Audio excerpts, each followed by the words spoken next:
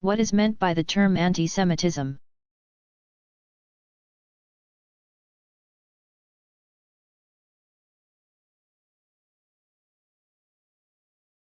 Jews generally think of themselves as descended from Semitic racial or ethnic stock. Tradition says that the principal branches of the tree of humanity grew from Noah's male offspring, Shem, Ham, and Japheth. Descendants of Shem are called Semites. The earliest Semites spread all over what we call the Central Middle East. From northern Syria and Iraq to the south of the Arabian Peninsula, and from the Mediterranean eastward to what was once called Mesopotamia. Jews are ethnically one of several families of Semites. Beginning in Roman times, Jews all over the Mediterranean became the objects of hatred and intolerance because of their refusal to revere the emperor. Through the history of the Middle Ages, especially in Europe, animosity toward Jews runs like a dark cultural and religious thread. Particularly in areas predominantly Christian, Jews suffered massive discrimination and segregation largely because Jews generally preferred not to surrender their identity through assimilation. And because so many Jews were sufficiently successful in their endeavors to arouse envy. Gradually there arose a popular notion that enmity for Jews had a rational basis in the racial inferiority of Semitic people. Only those of Aryan descent could claim racial purity. The earliest formal anti-Semitic organizations appeared in Austria in the late 19th century. After the Bolshevik Revolution in Russia in 1917, some Europeans sought to fuel the flames of hatred. Still further by claiming that Jews were in league with the Bolsheviks in promoting godless communism. This was among the first of many global conspiracy theories that attributed virtually everything evil to Jews. It was a relatively short step from there to Adolf Hitler's attempts to rid the earth of racial pollution once and for all. Today the two most important Semitic groups are Arabs and Jews. Strictly speaking, the term anti-Semitism ought to include Arabs. But by common usage it has come to refer only to anti-Jewish sentiment.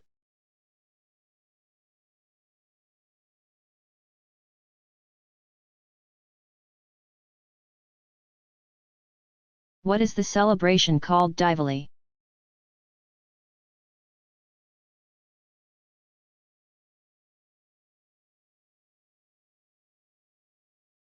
Diwali is one of the most important and widely celebrated of all Hindu observances. Also called Deepavali, or Row of Lights, this feast occurs in mid-autumn. October or November, technically from the 13th of Ashvina's dark half to the 2nd of Kartika's bright half. Composed of 5 distinct day-long festivities devoted to such mythic events as Krishna's conquest of 2 demons and Shiva's reconciliation with Parvati. Shaivites and Vaishnavites alike observe the occasion, marking it as theirs by dedicating the middle night of the 5 to either Kali's bringing Shiva under control or Vishnu's consort Lakshmi, respectively. Socially speaking, the feast belongs to the merchant castes. Diwali, strictly so called, occurs on the 4th day, recalling Rama's return to his royal throne in Ayodhya to end his 14-year exile.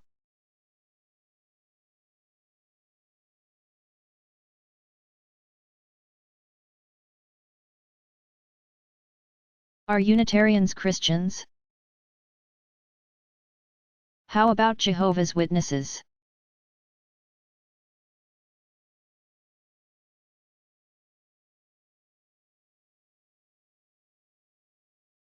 Unitarians, by definition, profess belief in a non-Trinitarian deity, denying the divinity of Jesus.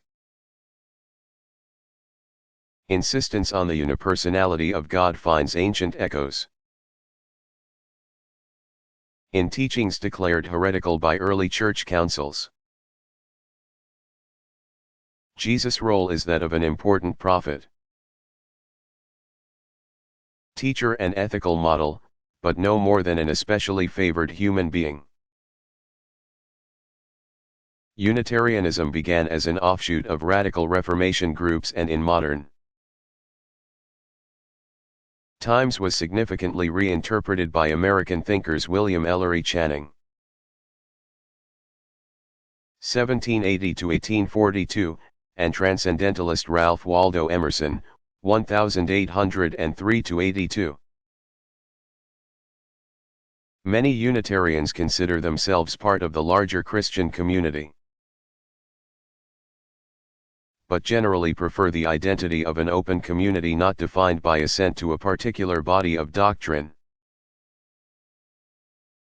Jehovah's Witnesses was founded in the United States by Charles Taze Russell, 1852–1916. He emphasized messianic expectation based on an Old Testament concept of theocracy. Jehovah's Witnesses publications have generally maintained a consistently critical attitude to mainstream Christian beliefs.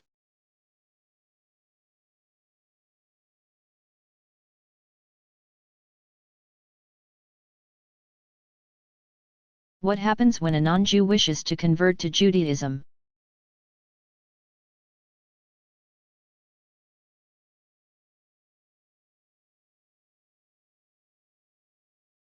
Prospective converts who present themselves with appropriate motivation for the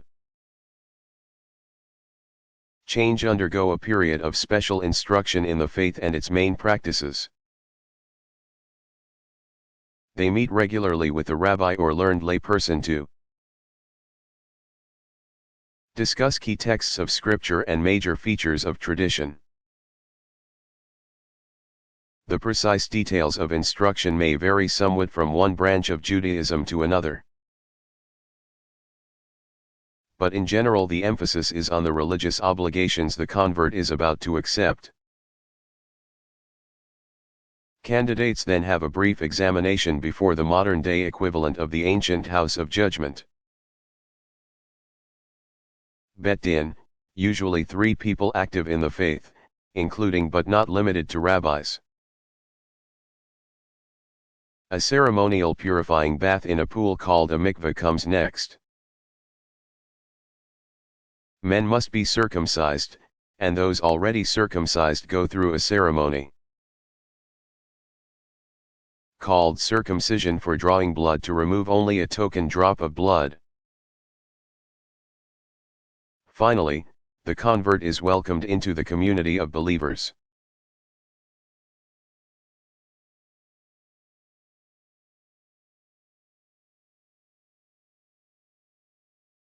Are there Hindu fundamentalists?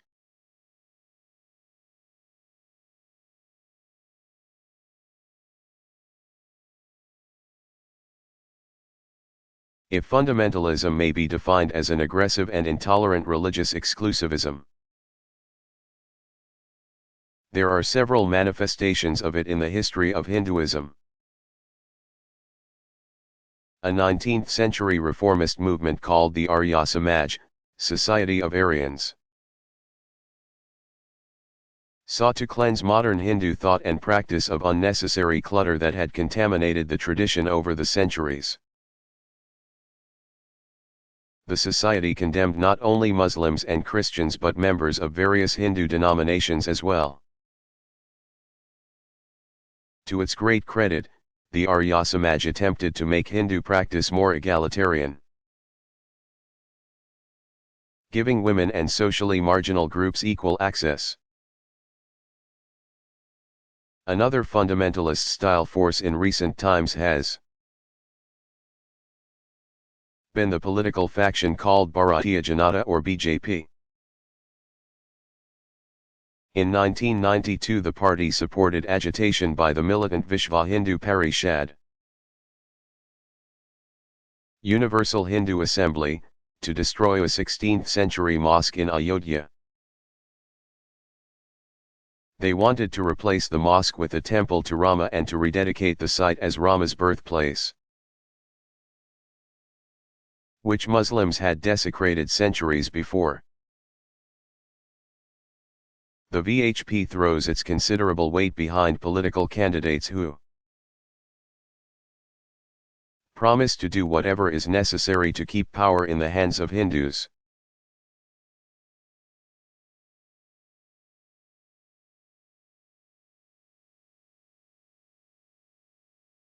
Are there any organizations or institutions that have their own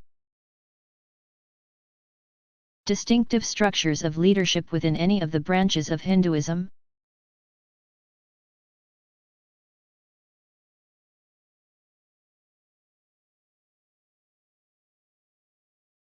As in so many other traditions, monastic and other religious orders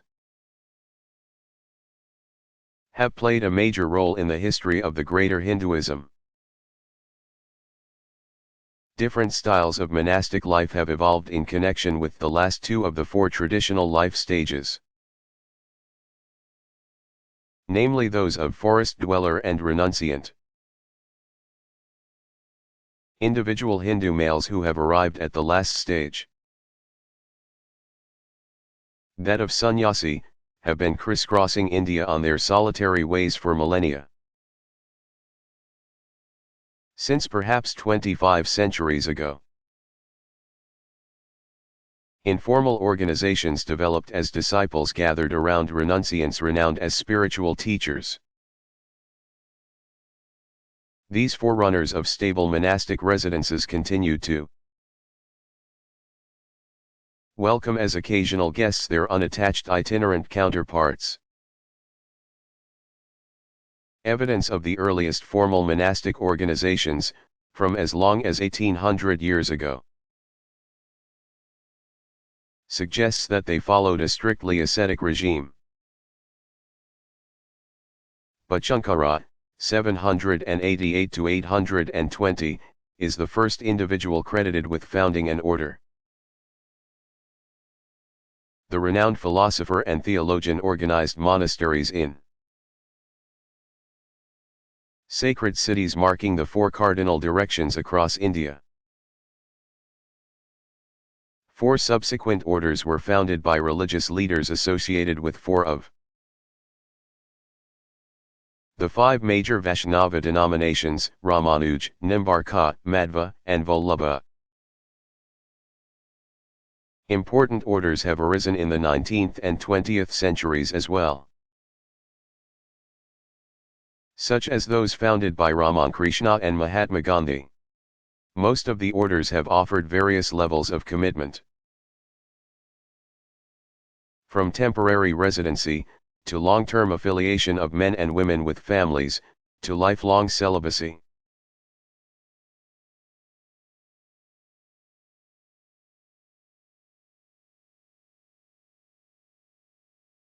Do Buddhist communities run private religious schools?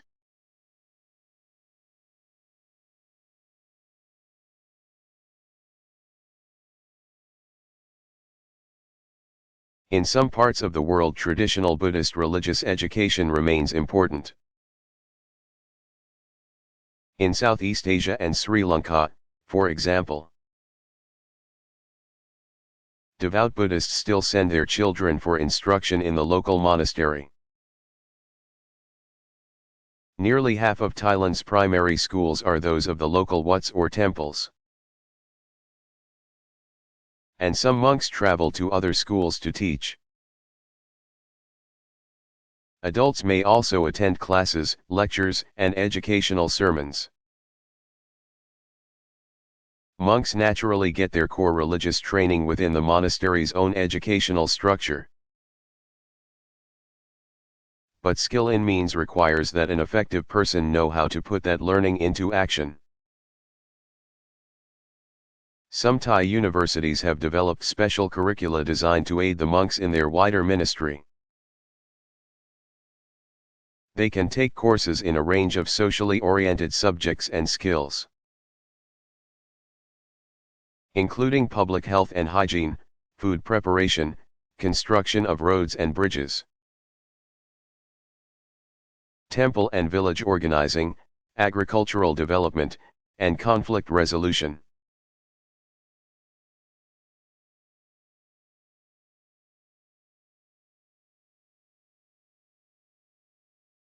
Are there any other forms of religious pilgrimage?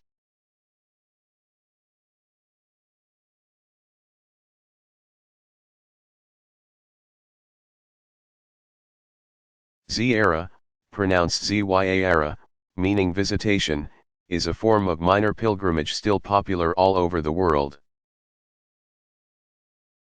With a few regional exceptions such as the Arabian Peninsula. Devout Muslims travel to the tombs of holy persons to receive barakah, blessings, by association with the saint's power and holiness.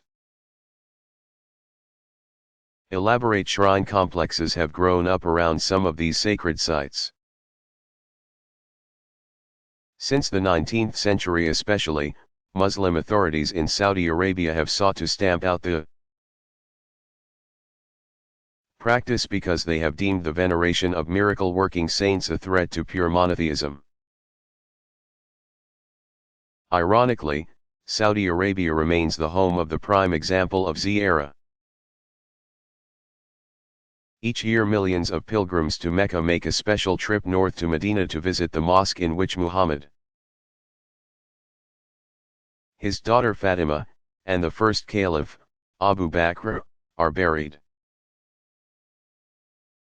Sunni Muslims from Morocco to Malaysia continue to visit secondary holy places,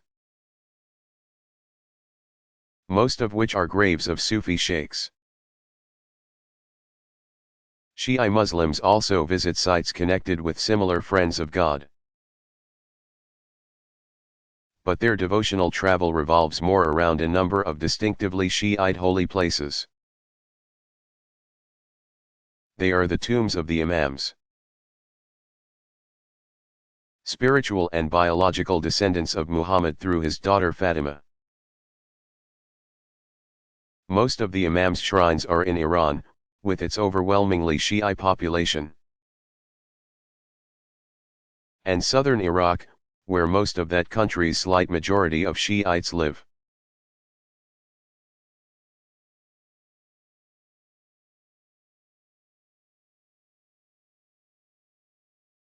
Do Daoists and practitioners of CCT believe in demons or devils?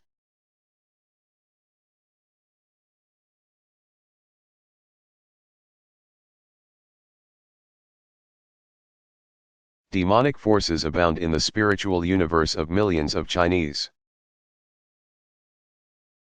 Many demons are the unsettled spirits of the dead who roam the world in search of an elusive contentment. Some demons can herald good tidings, but most are disgruntled and thirsty for vengeance. Evil spirits, or gui, belong to a large category distinguished from an equally large category of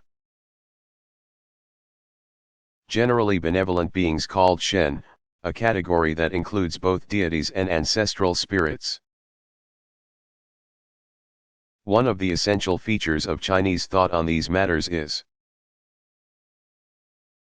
the notion that there are several different kinds of soul or spirit.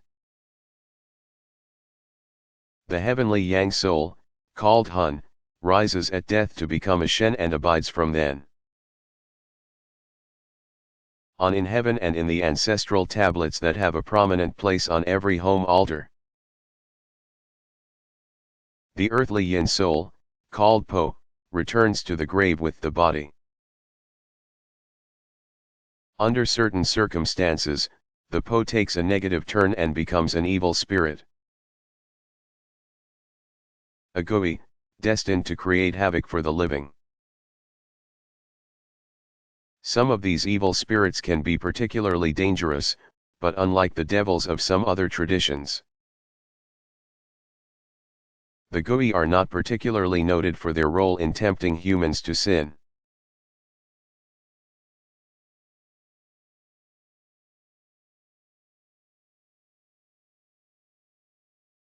What are Hanukkah and Purim?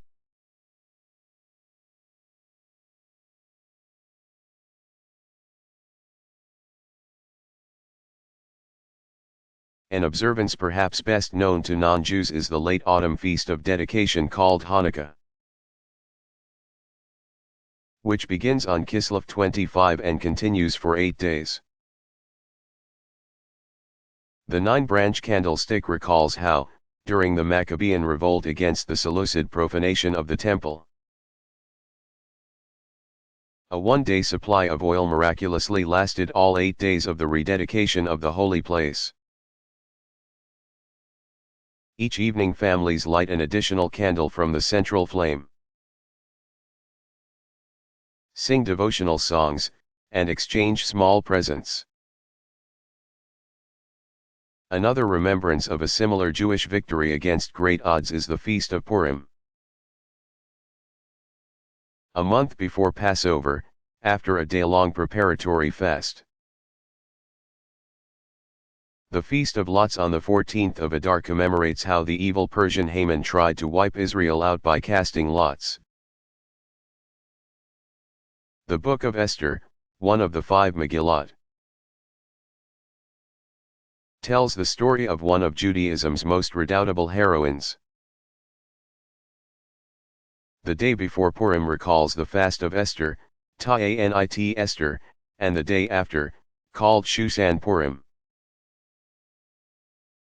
observes the memory of how Esther's deeds gave cause for joy among the Jews of Shushan. Purim has an almost carnival atmosphere, complete with costumes and the giving of gifts.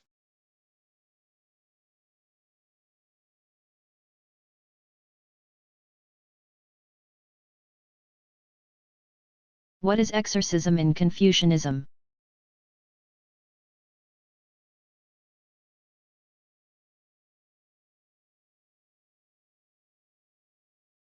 Shamans of ancient times and their deist successors, the black hat and red turban ritual specialists,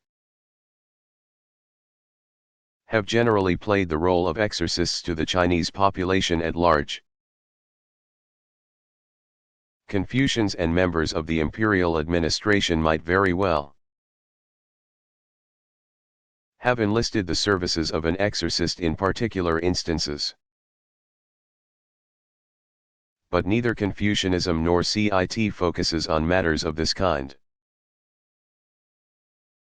except in relation to ancestor veneration rituals. In a way, attending to the spirits of the dead, whether of the individual family or of the imperial dynasty, seeks to obviate the need for exorcism as such. Proper, sincere, and timely acknowledgement of those spirits reduces the likelihood that frustrated souls will wander abroad with troublesome intent.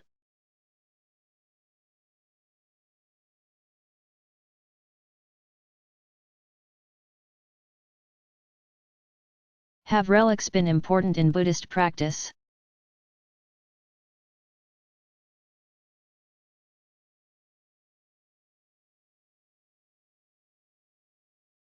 Practically since the Buddha's final entry into nirvana, which coincided with his physical death, Buddhists have placed great importance on sacred relics. Numerous early accounts tell of the distribution of Buddha's cremated remains to political rulers so that they could enshrine them as sacred markers. One account says the great King Ashoka built 84,000 stupas as reliquaries for the Buddha's ashes. Some sources report that Buddha's followers discovered among the ashes a tooth, still intact. In Kandy, Sri Lanka, the Shrine of the Tooth claims to possess the only authentic dental relic, said to have been brought there 10 days after Buddha's death. But as recently as the late 1990s, a tooth kept in Beijing made news when it was flown to Hong Kong after the Chinese takeover there, in time for a celebration of the Buddha's birthday. Meanwhile, a tooth in the possession of a Tibetan monk was installed in Taipei, Taiwan. Amid mainland Chinese denunciations of its authenticity. Other relics of the Buddha included his staff, begging bowl, and robe. Another item that reflects the sacredness of first-class, actual bodily remains. And second-class relics, personal effects of the sacred person. And is still important throughout the Buddhist world is the Buddha's footprint. Many temples claim to possess an actual print, but most are highly stylized stone or metal images that devotees bathe with various liquids and adorn with flower petals. Prints frequently have various symbols of the Buddha on the sole. Most common are the Wheel of the Law and sets of either 32, 100, and 8. Or 132 special marks of the Enlightened One. Footprints belong to a third category of relic, items that directly remind one of the Buddha. All images of the Buddha, as well as physical copies of the sacred texts, are therefore also a type of relic. In addition to relics of the Buddha himself, symbolic reminders of numerous other holy persons have become prominent. First and second-class relics of bodhisattvas, patriarchs, and eminent monastic founders and teachers are enshrined in stupas and pagodas throughout Asia. Miniature stupas and pagodas, made of wood, stone, or metal, have often provided the visual and devotional focus in temples, monasteries, and even private dwellings.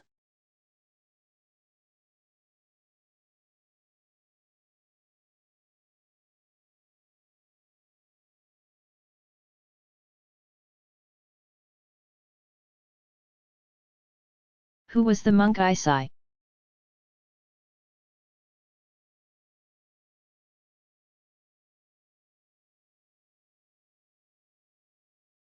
The Japanese Buddhist monk Isai, 1141–1215, introduced the Zen Buddhist Rinzai sect to Japan. And under him Zen first became acknowledged as an independent school of Buddhism. He is also responsible for popularizing the cultivation of tea in Japan. Also known by his honorific title of Zenko Kokushi, national teacher. Isai came from a family of Shinto priests in the district of Okayama. Like many famous priests in his period, he studied at the Great Tendai Center on Mt.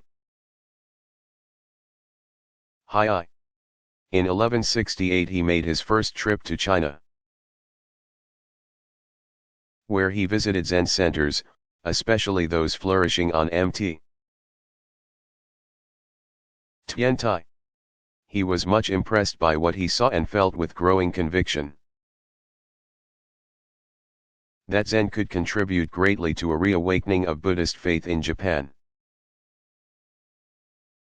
In 1187 he undertook a second trip to the continent for the purpose of tracing the origins of Buddhism to India. The authorities, however, refused him permission to go beyond Chinese borders. He studied on Mt. Tian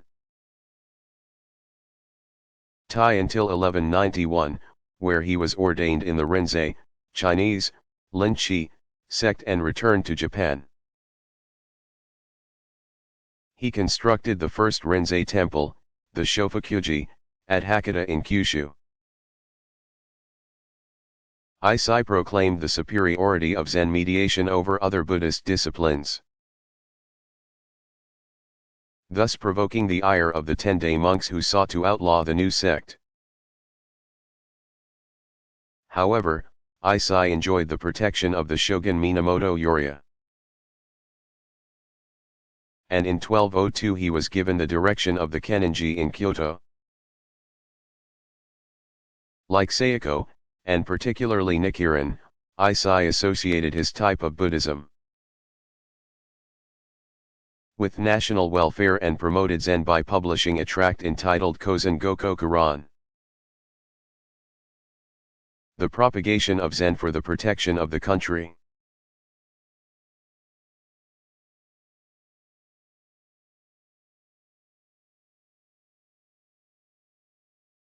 What was the religion of the Maya?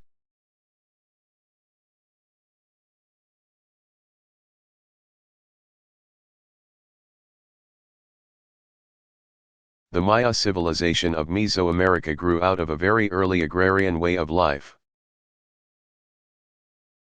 Beginning around 2500 BCE in the tropical rainforest lowlands of northern Guatemala, the area now known as El Petén. Maya civilization has been divided into 5 periods, beginning with the formative period. Around 1500 BCE and ending with the arrival of the Spaniards in the 16th century. Religion was a major part of the everyday lives of the Maya. With more than 160 different gods, the Maya spent much time fasting, praying, and offering sacrifices to the deities in hopes that they would bring rain and good crops, good health, and good luck. The universal creative force was referred to as Hunabkayu, and the towering ceiba tree was called the Axis Mundi, or Tree of Life, which was thought to reside in all 3 levels of the cosmos. Roots in the underworld, Zibulba, trunk in the middle world, and branches in the heavens. Trees were thought to represent the sustainer of life because of their role in rain cycles. And the Maya believed that when the last tree disappeared, so would the people. The Maya had a corn god, a rain god, a sun god, and a moon goddess, among many others. Each god or goddess influenced a specific part of Maya life. For example, the goddess of the moon, Ninchel, was said to control medicine and weaving. In the great ceremonial centers, priests and priestesses were often involved in vision-producing rites that would supposedly allow them to communicate with the gods. Maya carvings and paintings show men and women ceremoniously piercing parts of their bodies to shed blood and induce higher states of consciousness. Women often pierce their tongues and men their penises, using stingray spines, flints, or thorns. Blood was dripped onto bark paper and the paper was burned as an offering to the gods. Humans, often captured enemy warriors, were ritually sacrificed to appease the gods. The victim would be held down upon an altar and a priest would slit his chest under the rib cage and tear out the heart. Stone carvings of a reclining figure known as the chikmul, which is pictured holding a bowl or platform for a bowl, were thought to be receptacles for sacrificed hearts or blood. Captives were also tortured, bled, and decapitated. Some sacrificial victims were tossed into deep natural water holes, cenotes, to plead with the rain god for water. When an important person or ruler died, his servants were often killed and buried with him.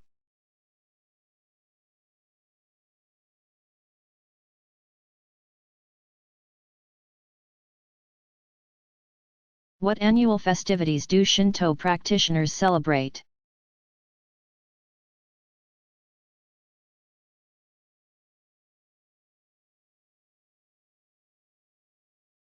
Five seasonal days, Gozaku, celebrate simple but essential blessings.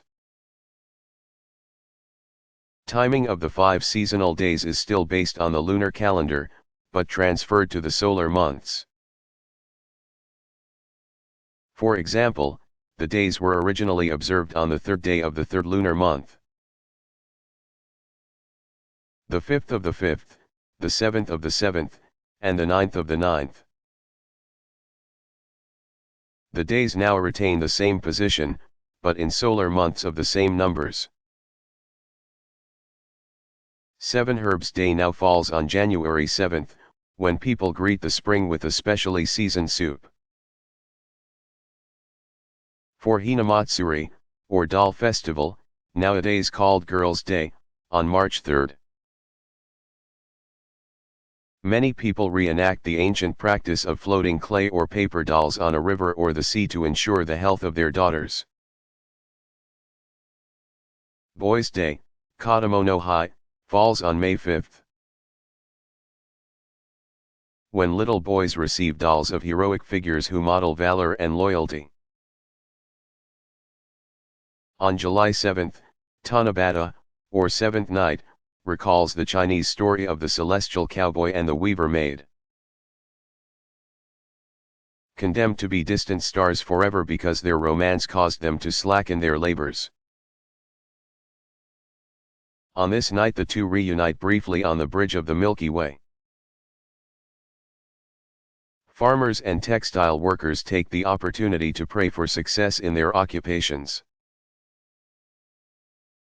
Finally, Chrysanthemum Day, Kiku no Seku, falls on the 9th of September.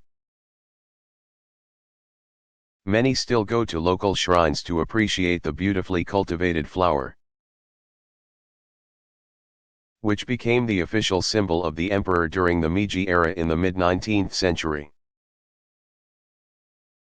One curious period calculated by the lunar calendar, equivalent to October usually, sees all shrines sending off their kami to the Izumo Taisha,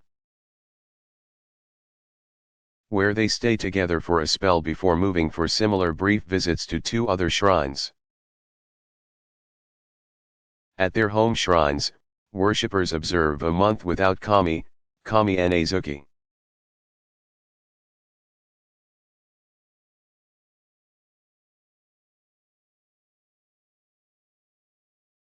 What rites do Hindus practice in the temple?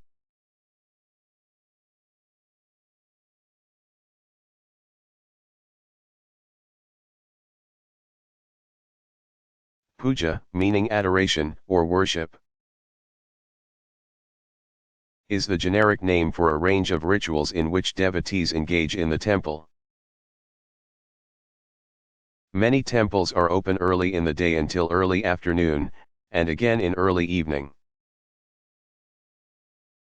Worshippers arrive at any time during a temple's regular hours, individually or in small groups. They always remove their shoes before entering. Temple priests serve each party in turn, helping them to make their offerings to the deity or deities of their choice. Devotees' choice of deities is based on various factors, including personal need, individual devotion, or sacred times associated with particular deities. While the priests conduct separate rituals, other parties wait their turn, sitting in the open areas of the temple and talking or praying quietly among themselves. Ritual actions emphasize the spiritual symbolism of simple ordinary elements of life such as food, water, warmth, light, and beauty. All in the context of opening oneself inwardly to a closer relationship with the source of life. Puja takes the form of visiting a royal person and offering affectionate and awe-filled gestures. Worshippers take care of the deity by symbolically bathing its feet and offering food and drink. Circumambulation, always to the right. Around the various womb chamber shrines in a temple are a regular part of worship. At set times during the day, the temple staff engage in other worshipful acts apart from the ongoing puja of individuals and groups. They wake, bathe, and feed the deity, and take the sacred royalty out for a walk, so to speak.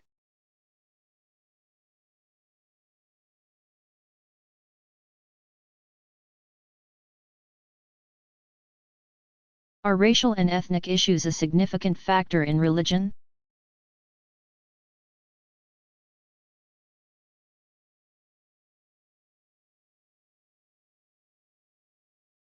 Race is just as formative an element in the history of religion as gender. When religious traditions expand beyond their regions of origin, they must adapt to new cultural, racial, and ethnic circumstances. If political power accompanies the tradition's expansion, the social balances in the new territory will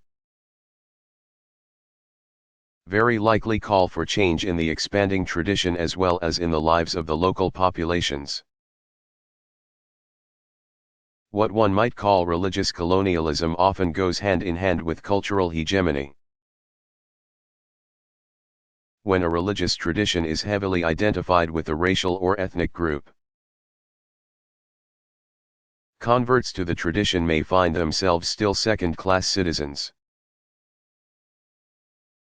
Within the greater American Christian tradition, for example, black churches formed because of de facto segregation. Even though in theory all Christians enjoy equality in the sight of God.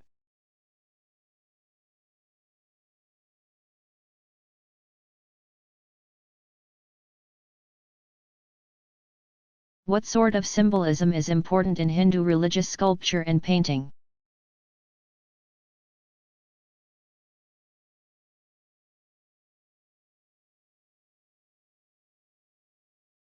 Images of the deities convey their distinctive meanings through a combination of iconographic clues or themes. Here are some of the most important categories or types of imagery. Unusual physical features naturally strike the viewer immediately. They may include non-human appendages, multiple arms, or faces, and stylized or highly exaggerated male or female characteristics. Features like these function as reminders of the otherness and mystery of the deity. Smaller distinctive bodily marks, the diamond on Vishnu's chest, along with items of clothing or ornament, are part of the standard repertoire. Posture and gesture are very important. Some deities are shown in a rigidly upright posture, but many popular images adopt the triple bend or S-curve posture that suggests warmth, attractiveness, and accessibility. Artists can choose from a wide range of hand gestures, but certain specific gestures are by convention associated with certain deities. They can communicate anything from reassurance to the wrath that awaits evildoers. The same is true of the various implements or devices symbolic of each deity's special prerogatives. Weapons and musical instruments are the most common items of this type.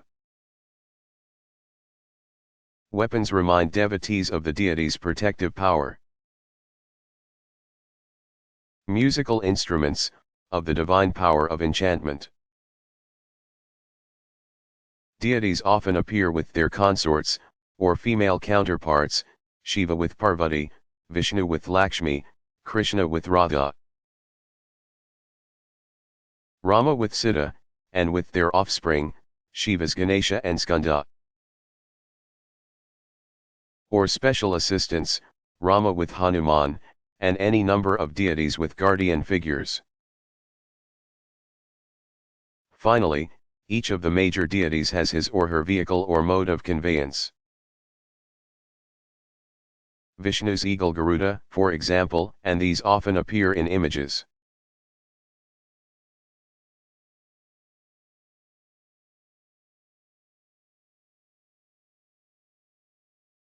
What is meant by the term rectification of names?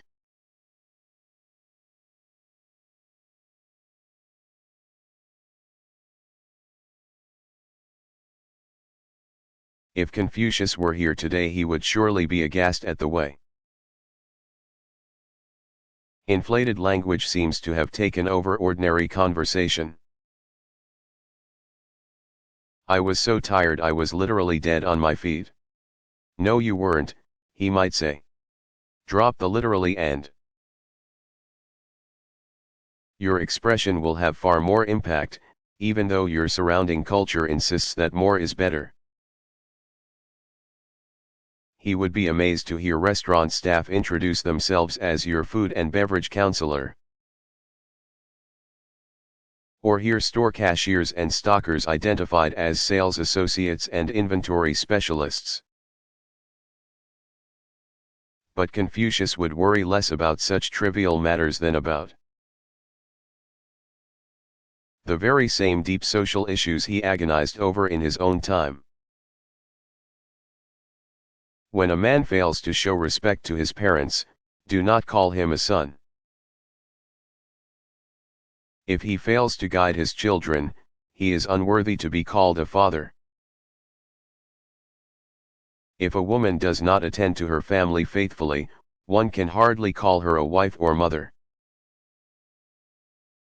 If a man is unfaithful to his wife, do not call him a husband. Of greatest political import is his insistence that no unjust ruler deserves the name emperor. Beneath this apparently nitpicking criticism, Confucius was getting at a profound truth, over the long haul. Imprecise speech allows injustice to go unnoticed because it can be hidden behind acceptable names. Euphemism can erode one's sense of right and wrong and desensitize a person to violence. Eventually we persuade ourselves that misspeaking is not a lie, or that stealing is nothing more than the redistribution of wealth. Confucius believed that language matters because it not only reflects, but can even change, the way we think.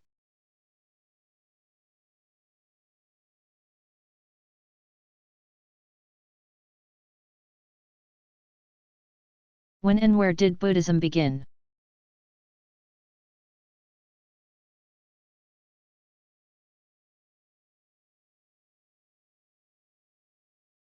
Buddhism began in a region of northeast India, part of which is present-day Nepal.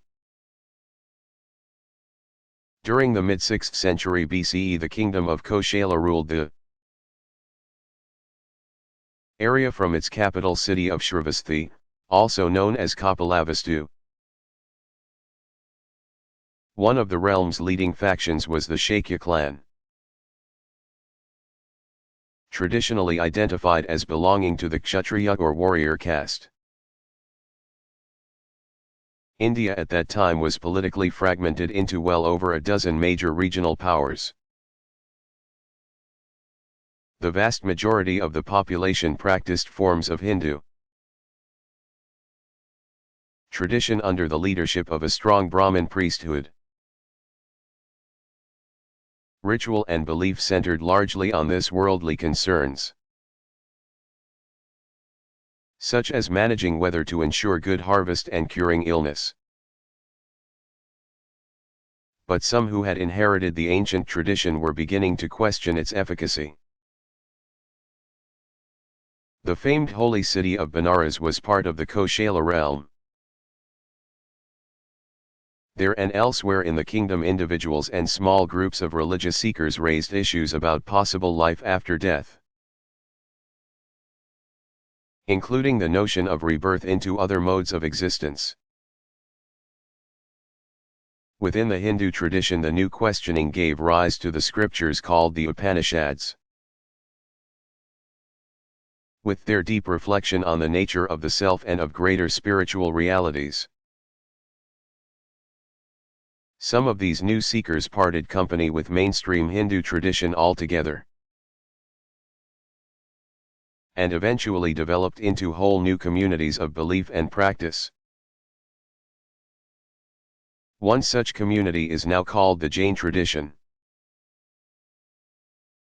named after the Jainas, or spiritual conquerors, to whom tradition attributes its founding spirit. The demanding ascetic discipline taught by Jainism's Tirthankaras, those who find crossing places in the river, formed one of the religious options available as early Buddhism developed.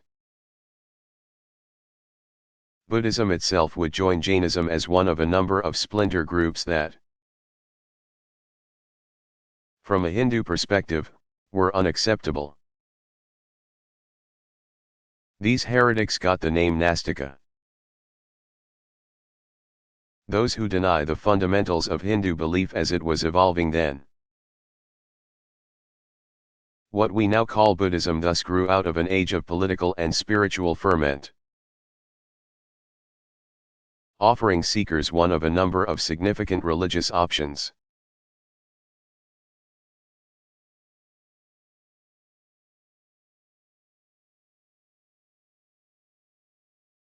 Is there a distinctively Buddhist ethic?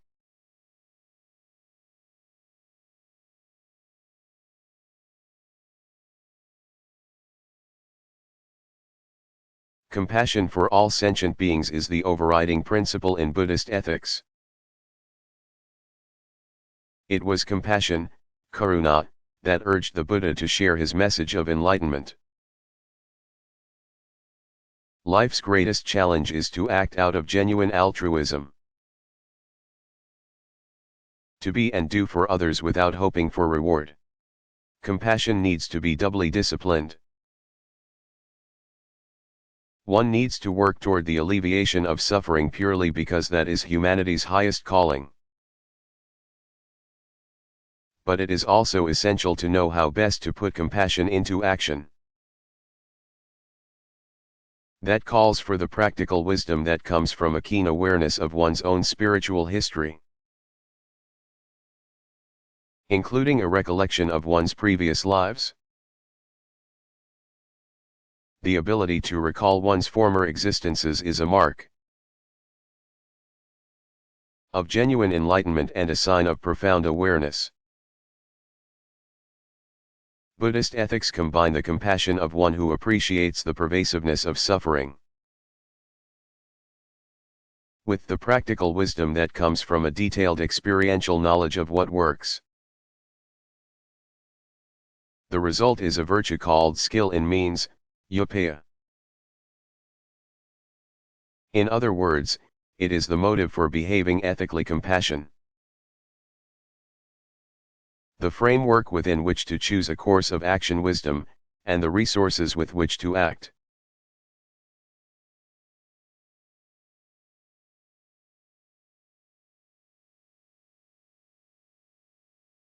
Is there a central teaching authority for Confucians or CIT?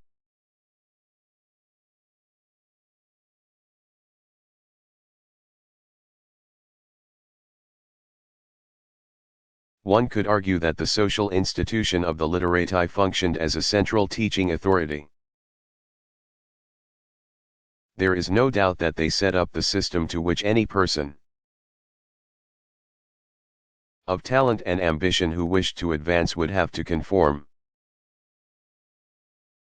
complete with its regimen of demanding examinations, degrees, and apprenticeships. The literati system of public service also had its religious implications. Given the overall context in which traditional Chinese saw the role of the emperor, and there is no doubt that the system offered little or no flexibility, make the grade or wash out. The literati system was, therefore, a central teaching authority for a limited segment of society. Even the ordinary people in towns and villages came under at least indirect influence of the system. But the system did not make its demands on regular people the way it did on those who aspired to rise within its ranks.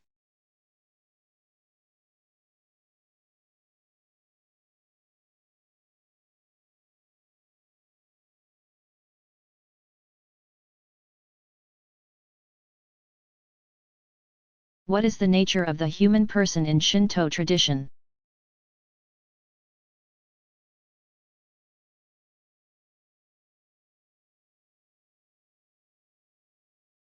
Shinto tradition has not given great attention to speculation about the metaphysical aspects of the human person. Conceptions of soul or spirit at the core of human nature tend to be rather fluid, not unlike popular Chinese ideas about these things,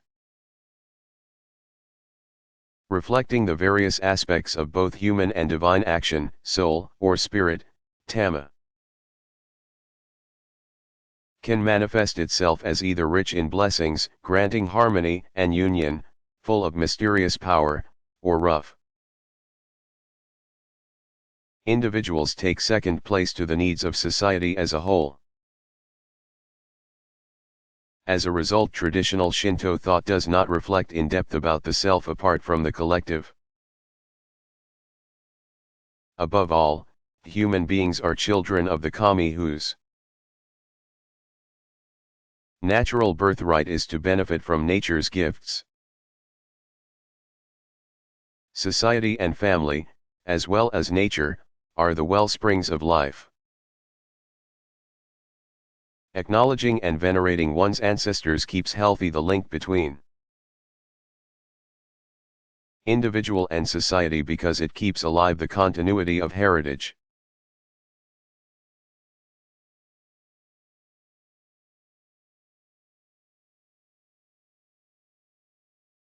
Are doctrine and dogma important to Hindus?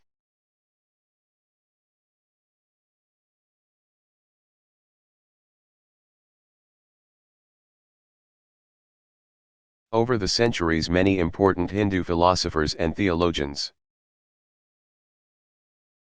have devised elaborate and sophisticated systems of thought. Those systems are an attempt to structure essential elements of ancient traditions so as to show their internal logic and consistency.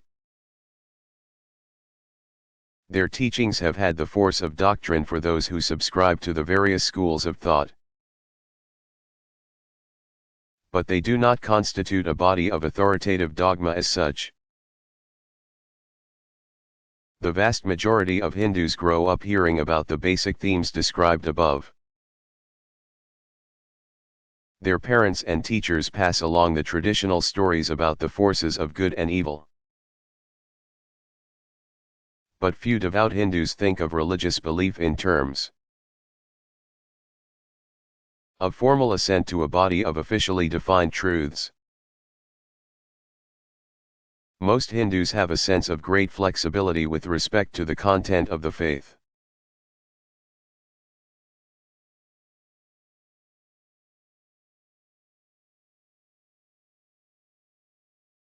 Do it adherents of Shinto believe in salvation and an afterlife?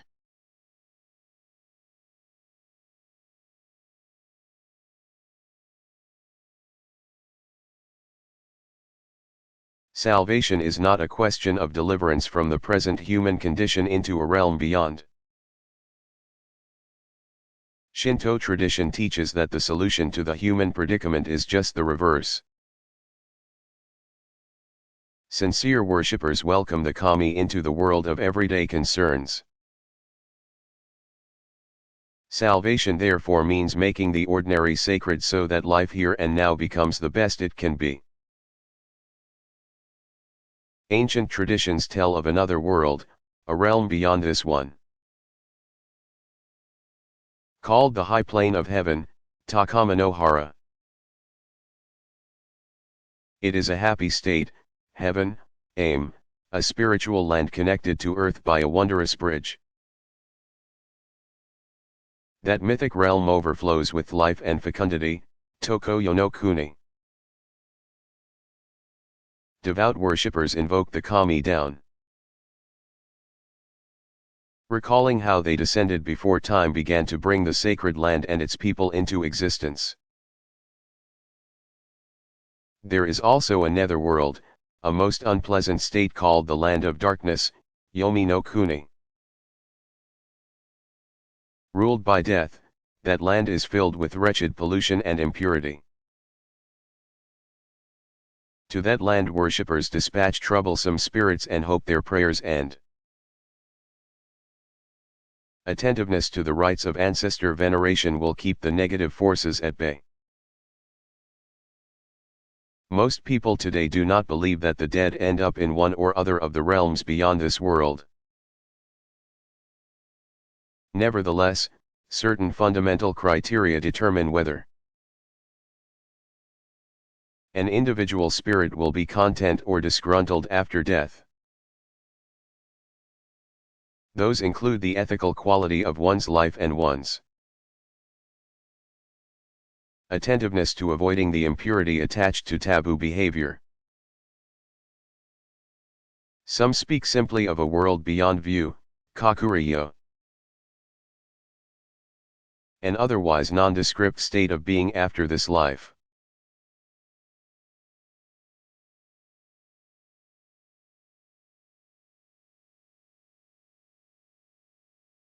When were instituted the first public schools in ancient China?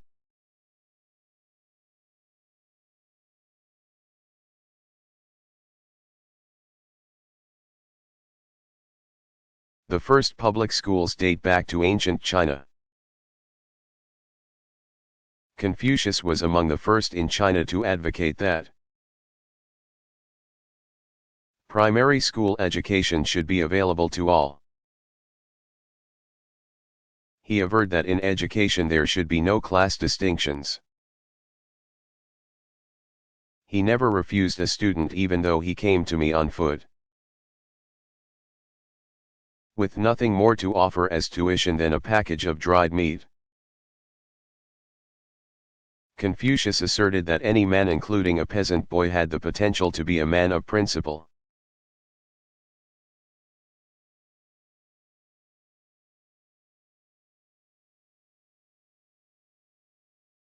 Do Sunni and Shi'i Muslims worship in separate mosques?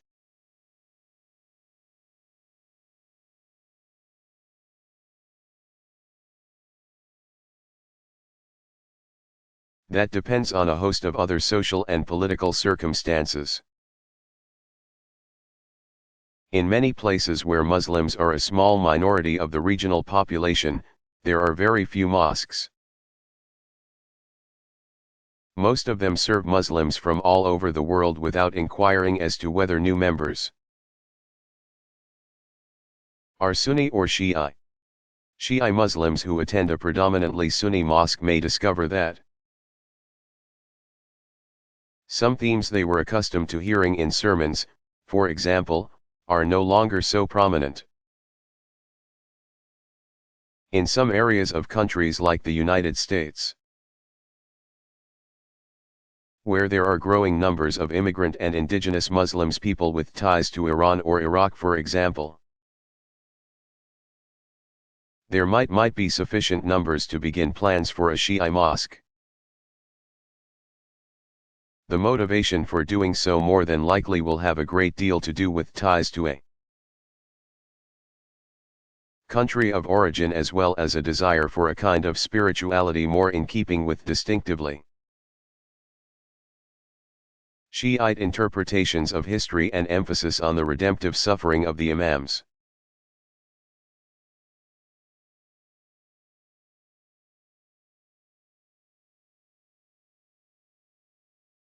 Do Muslims follow specific dietary customs or rituals?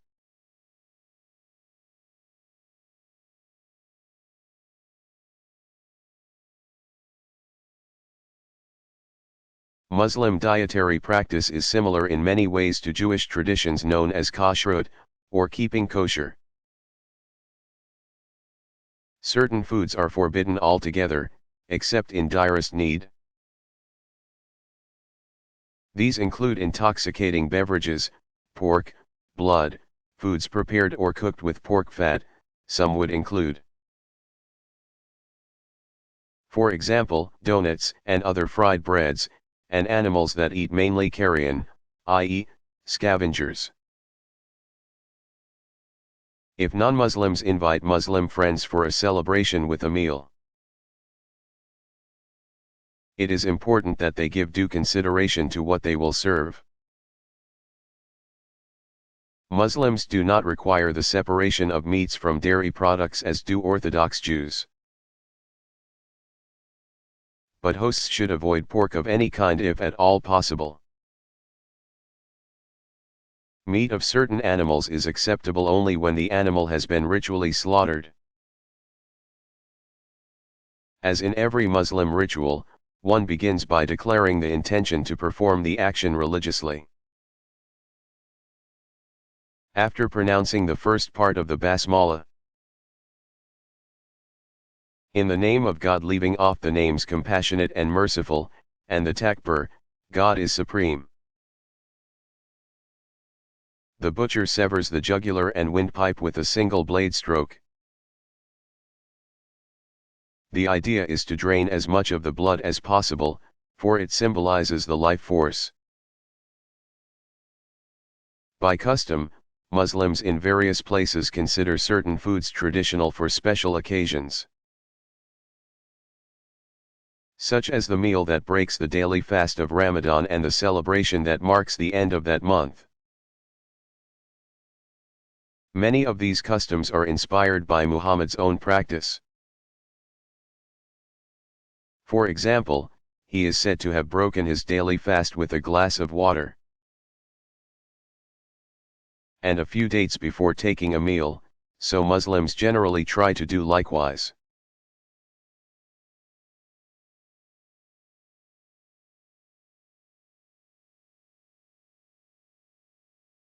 What is the imperial oath in Japan?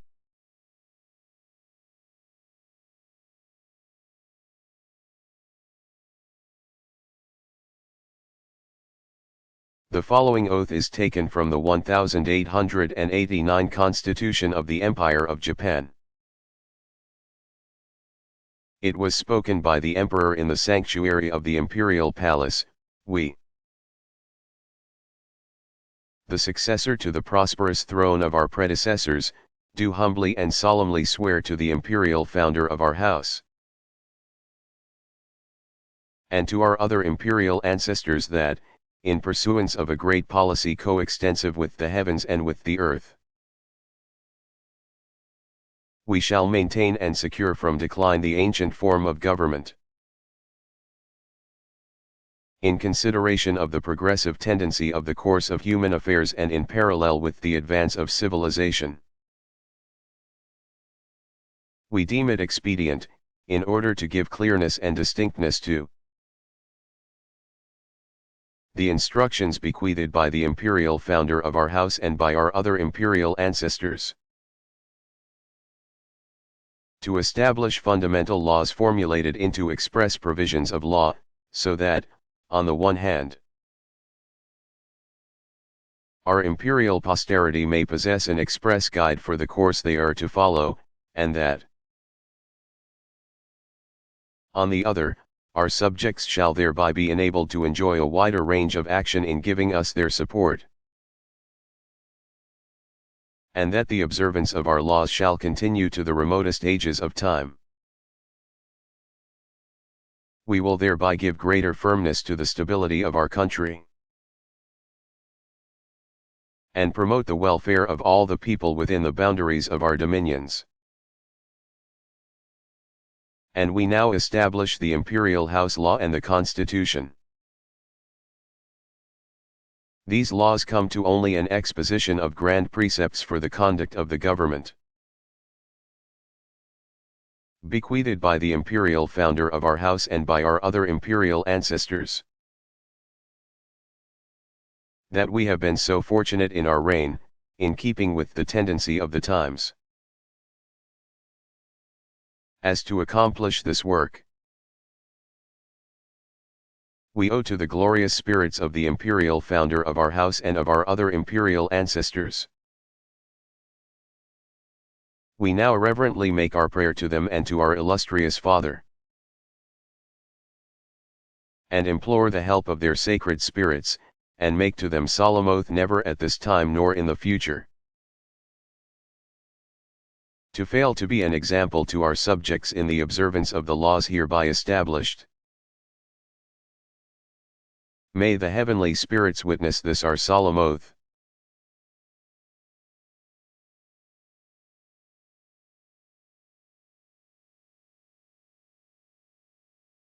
How did the Vedic scriptures describe the ultimate spiritual powers?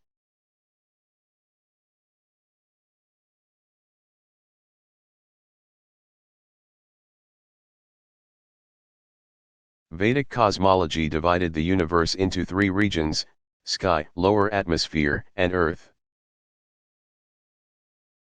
11 of the 33 chief deities held sway over each of the cosmic realms. A deity much like the Greek Zeus ruled the sky. But he was not the head of a divine if often unruly family as Zeus was.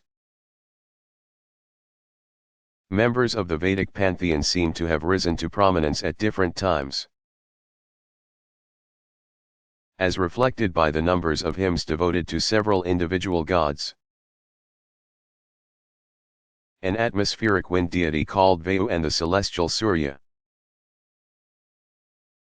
The sun, played important but still not central roles. The celestial Varuna had once headed the pantheon and oversaw cosmic order. His main competition was the atmospheric Indra, lord of inclement weather. At some point Indra eclipsed Varuna.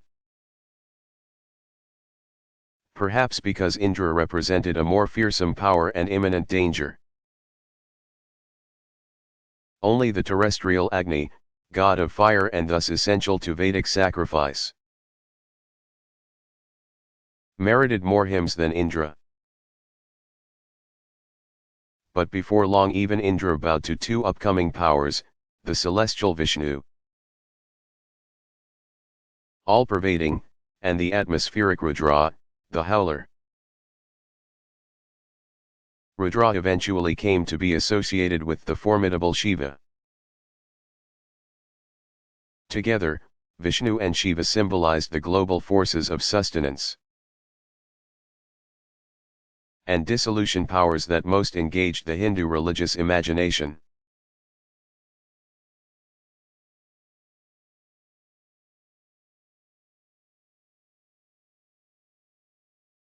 What is a Buddhist nun?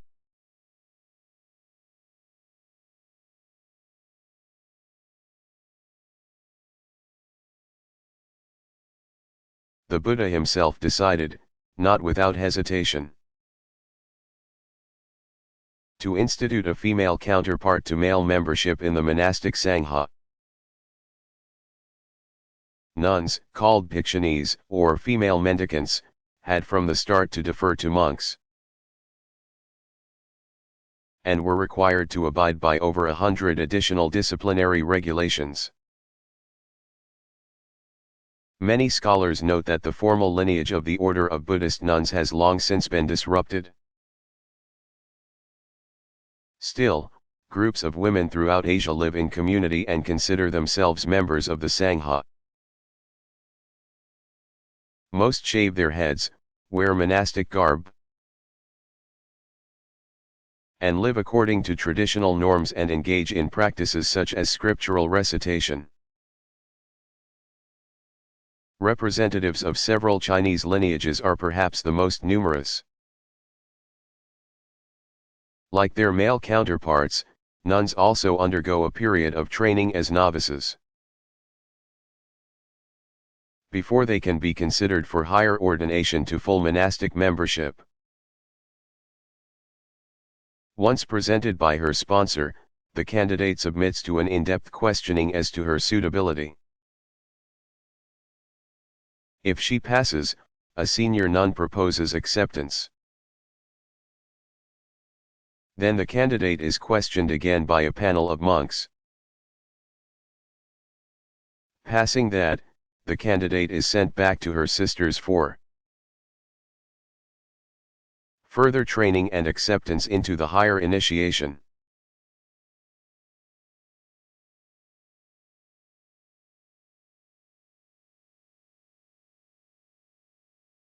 Are music and dance important in Christian religious ritual?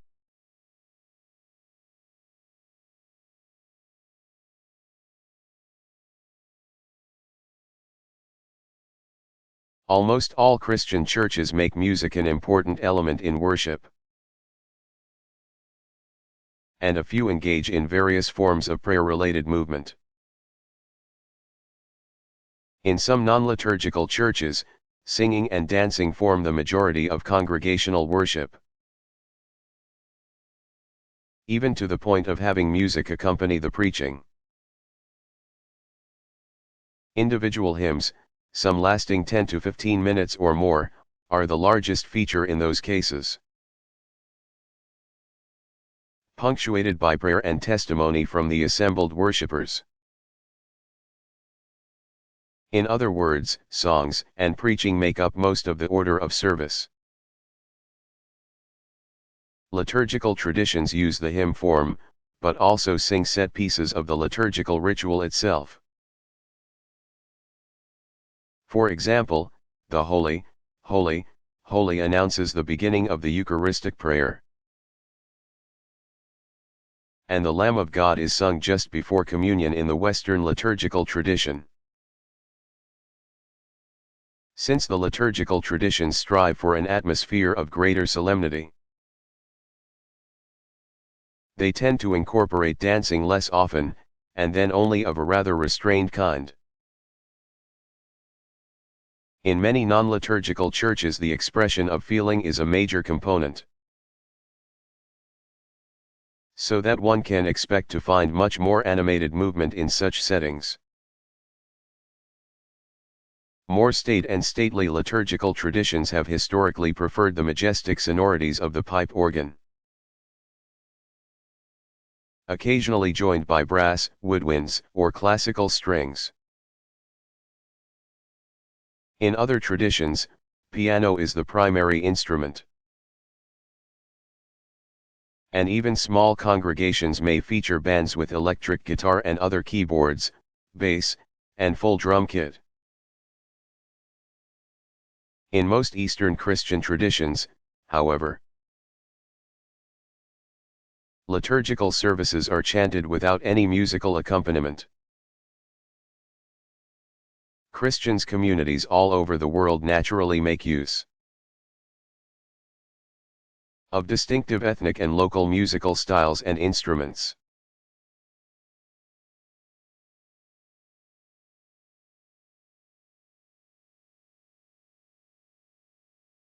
What is a day in the life of a Buddhist monastery like?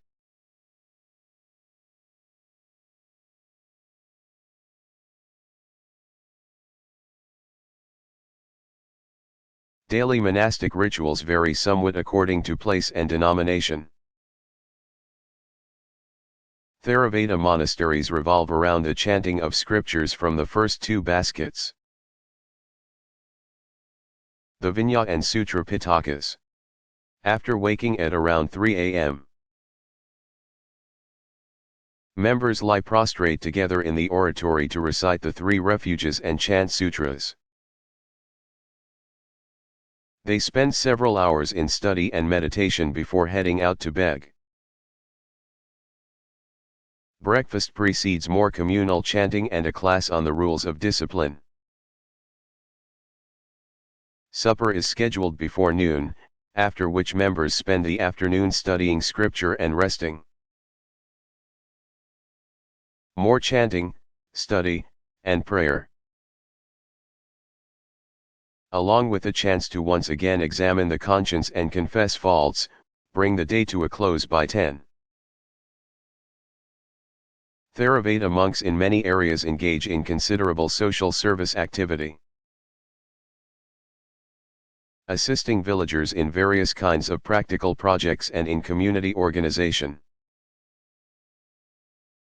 In places like Japan, monks leave the monastery on a quest for alms, that is, more a symbolic reminder of their dependence than a substantial necessity. Daily order is strictly regulated with relatively little time for individual activities. Certain days are designated for shaving and bathing. Zen monks engage in periods of manual labor around the monastery, such as gardening, gathering fuel, and general maintenance, and place greater emphasis on silent meditation than on recitation of scriptural texts. Each month a whole week is dedicated to virtually round-the-clock zazen, or sitting meditation, together in the same hall where the monks sleep. Monastic life generally allows sufficient sleep and nutritious food to maintain good health,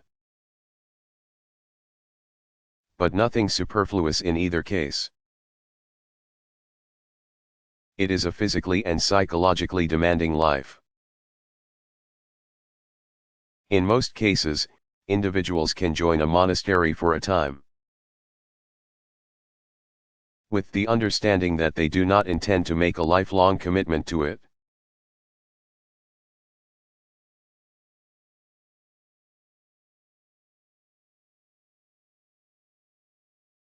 Do Hindus pray in any particular language?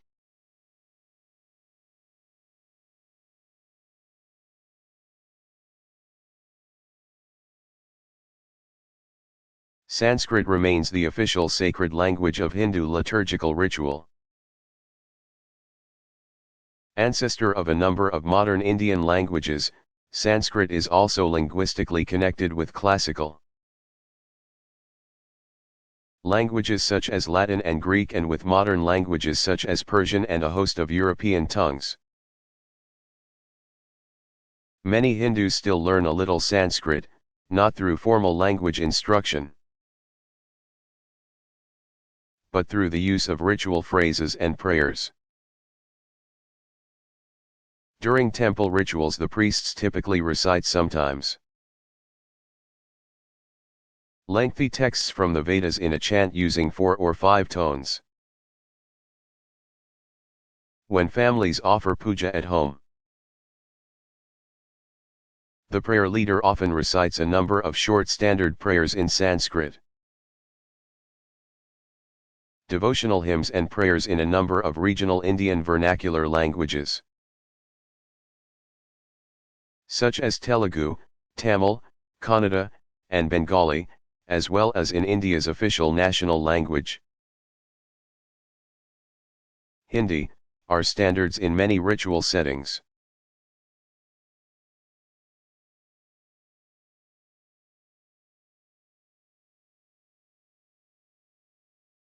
Do Christians use statues or other similar imagery in worship?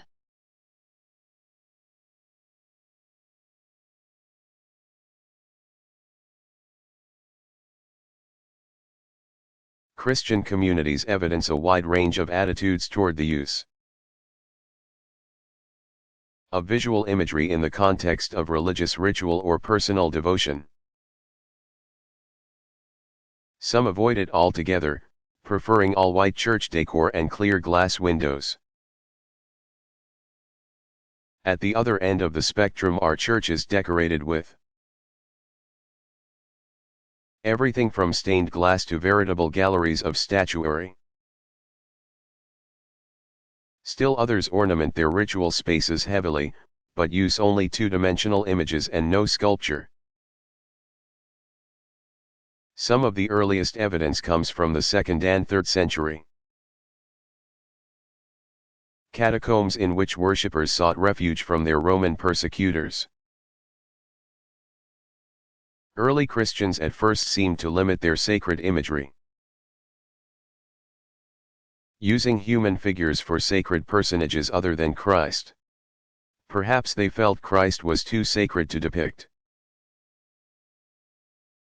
directly, or that representation violated the Jewish prohibition against graven images.